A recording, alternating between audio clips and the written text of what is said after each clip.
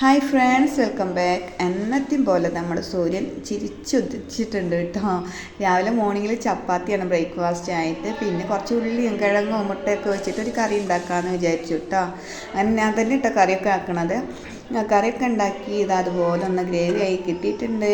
ചായ കുടിക്കലെല്ലാം കഴിഞ്ഞ് എൻ്റെ ഇത്ത പോവുകയാണ് കേട്ടോ. ഒരു വെക്കേഷൻ കഴിഞ്ഞിട്ട് പോവുക. പക്ഷേ മിക്കവാറും ഇങ്ങോട്ട് തന്നെ വരേണ്ടി വരും. ഓരോ കാര്യങ്ങളുണ്ട്. പിന്നെ അത് കഴിഞ്ഞിട്ട് ഇതാ ക്ലീനിങ്ങിലാണ് കേട്ടോ.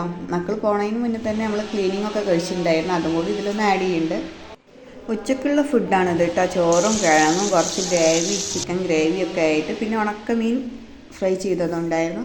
വൈകിട്ടാകുമ്പോൾ നമുക്ക് നല്ല മാങ്ങ കിട്ടിയിട്ടുണ്ടായിരുന്നു. അതും കൂടി ഒന്ന് ചെത്തിയിട്ട് നമ്മൾ കഴിച്ചിട്ടോ. അത്ര വലിയ മധുരമൊന്നും ഉണ്ടായിരുന്നില്ല, എന്നാലും സീസൺ അല്ലാത്തതുകൊണ്ട് നല്ല ഇഷ്ടമായി എല്ലാവർക്കും. പിന്നെ വൈകിട്ട് അതെല്ലാം കഴിഞ്ഞിട്ട് നമ്മളൊന്ന് പുറത്തേക്ക് പോവുകയാണ് കേട്ടോ. കുറച്ച് സാധനങ്ങൾ വാങ്ങാണ്ട് പറഞ്ഞു. അപ്പം ഞാനും കൂടി ഒന്ന് അവരുടെ കൂടെ പോയി.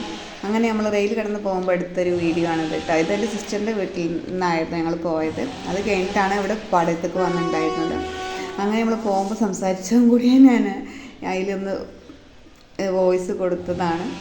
അതിനുശേഷം ഇതാ നമ്മൾ സൂപ്പർ മാർക്കറ്റിലേക്കാണ് പോയത്. അങ്ങനെ അതൊന്ന് അവിടെ നിന്ന് കുറച്ച് പർച്ചേസൊക്കെ ചെയ്തതിന് ശേഷം അങ്ങനെ നമ്മുടെ മായന്നൂർ പാലത്തിൻ്റെ ഇടയിൽ പുഴയാണ് കേട്ടോ.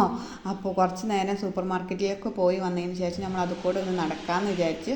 പിന്നെ കുറച്ച് ലേറ്റ് ആയിന്ന് കണ്ടപ്പോൾ നമ്മൾ പിന്നെ തിരിച്ചു പോന്നു കേട്ടോ.